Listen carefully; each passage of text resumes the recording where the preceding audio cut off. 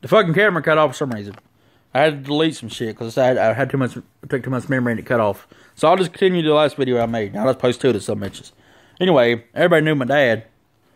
And, but anyway, everybody likes Dad, knows him. Well, everybody, Papa thought the world of Dad, and he said that he wanted to make sure that he got buried where he wanted to be buried at the church we all went to. And unfortunately, well, I'm getting ahead of myself. Anyway, he wanted to make sure that, he got buried at the church and everything, and see his daughter, Kathy, she, which is my aunt, my great aunt, she lived with him whatever, and she took care of him and stuff, so she had the main say over everything, and Dad told him, it was up to Kathy, where he'd be buried or whatever, but Dad said but Dad told him, he's like, Wayne, his name was Wayne, that's where I got my middle name, and he's like, you'll probably outlive me, and Papa just laughed about it, but he said, no, I'm serious, my time's coming. And anyway, he had that stroke, the first, whatever, he's in the hospital, and he had bleeding on his brain and stuff, and he was in there, ICU for a few days, and I went to visit him, and the first day, he kind of gradually got worse, but the first day, he could still talk and stuff, but he didn't know where he was at, and then, I think the second day, he couldn't talk anymore. He could talk, he could mumble and stuff, but you couldn't understand damn what he was saying. It was like baby talk. I mean, here and there you could catch a word, kind of figure out what he was saying, but he wasn't, all there and stuff. His brain bleeding, and then he was fighting them for his 90-year-old man. He was tough. He's fighting nurses, and they had to strap him down on the bed and hold him down, and he's pushing so hard against that damn strap it was cutting into his arm, and they had to keep him knocked out because of that. And they couldn't do a test to see, how bad the bleeding on his brain was because of that. And every time he's awake, he'd wake up, but Papa, you're going to get a hold of your damn self now. Go being stubborn. And he'd give us like, I'm going to beat your ass look. So we had to shut up because I was like, if he gets to come home, he's going to whoop every one of our asses. He cut up a little bit, like he wasn't in his right mind anymore. He was cutting up, sticking his tongue out and shit and everything else.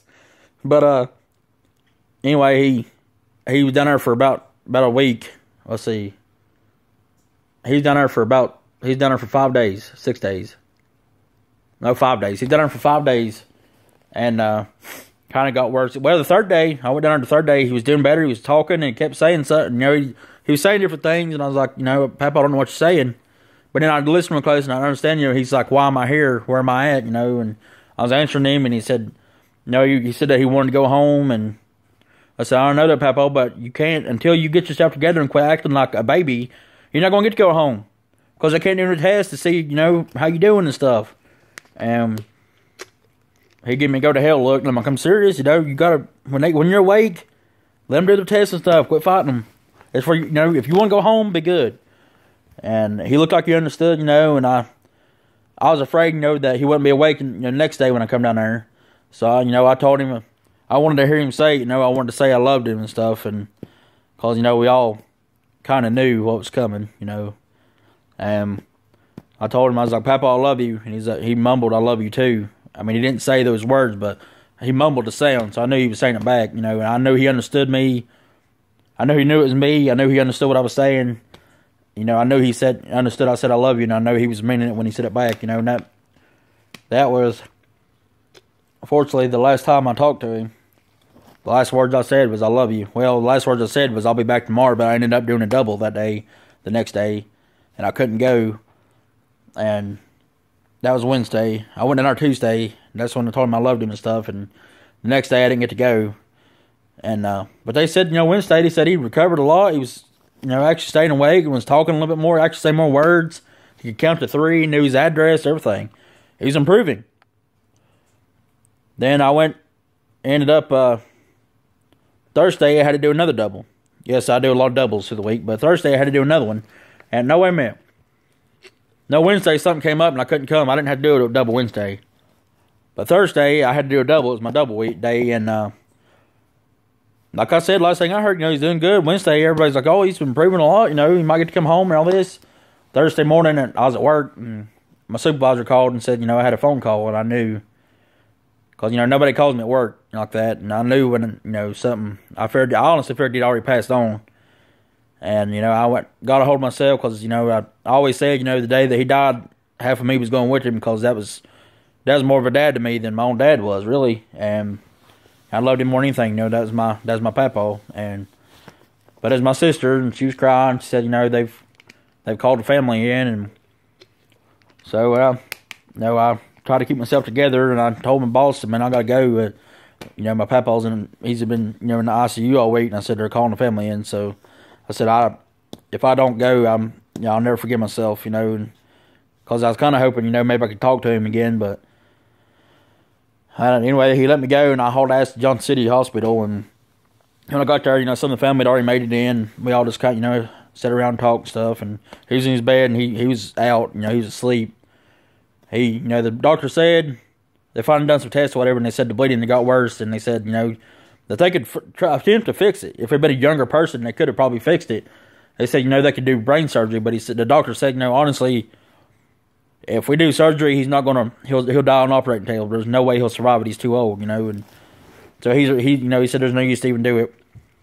He said he'd do it if we wanted to, but he said, I'm just telling you, because he'd been a doctor for like 30 years or something. He said, I've seen this, he said he'll never survive the surgery. He'll die on the operating table. And he's like, it's best, just we'll keep him medicated and just let him go peacefully. If that's what you want to do, my Aunt Kathy said, that's what we'll do. So we all stood around the whole evening, up till late that night. And he, I knew, I left. Honestly, I didn't want to see him pass away. I knew he was dying, but I was there all evening, and when I left, he was still alive. But I didn't want to see the moment that happened because I knew I'd never, in my mind, I remember, I'll always remember the last memory I had of him was laying in the hospital bed, trying to breathe. He was struggling to breathe, but the real, last memory I have of him was saying, "I love you, Papa," and he said, "I love you too," and that's what I wanted. So, I stayed there till about 9 o'clock at night, and I rode with my sister and my brother-in-law, and we went and got something to eat, and then we head back home. I've been home about an hour and a half. It was 11 o'clock, and it was about 11:30, something like that. Been home a couple hours, whatever. But anyway, then my cousin, she called, and when she called, when I seen her calling, I knew he was gone, and so I didn't answer it because I didn't want to hear those words. But but they made sure to text me after that and said, he's gone, and it hit me hard, and I tried to tough it out, but I cried. I couldn't help it. That was my papa, but I was at peace with it. We all knew, he'd been ready to go for 2-3 years. He was ready to go. He was ready to be with Nan. That's what he wanted. He didn't want to be down here no more. He was suffering. He wanted to go home, and by home he meant heaven, and we all, at first I was being selfish about it because I'm like, he might be ready to go, but I'm not. But that wasn't right. So I made myself. I thought hard about it, and I finally come to peace with it. He's going to go, and so when they called the family in, I was at peace with it. Obviously I was upset, but I was at peace. I was ready for him to go. I was ready to let go because that's what he wanted, and so they called whatever and said he went on, and then we had the funeral and stuff, and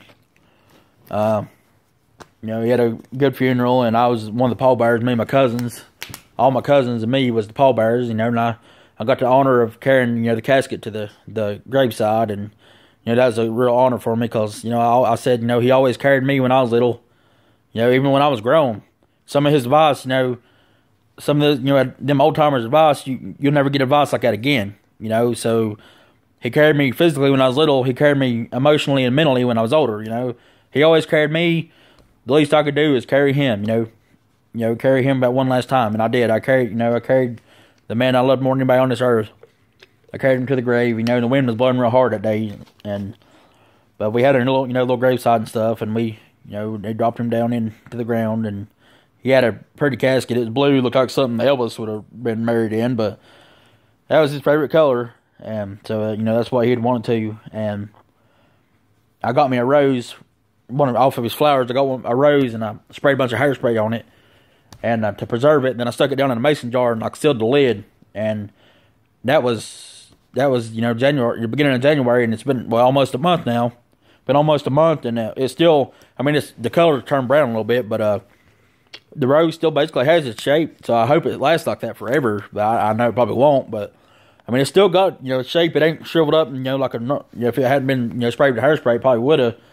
But I wanted to preserve it, and like I said, that you still see it's a little bit brown, but it's still a lot white. It's white roses, and that's my favorite rose, and he liked white roses too, and so hopefully it may not keep its white color. I mean, it has for over a month now, well, about a month anyway, and it's shaped pretty good, but it's starting to turn brown. But hopefully it'll last forever in that jar. But yeah, that's what's been going on with me.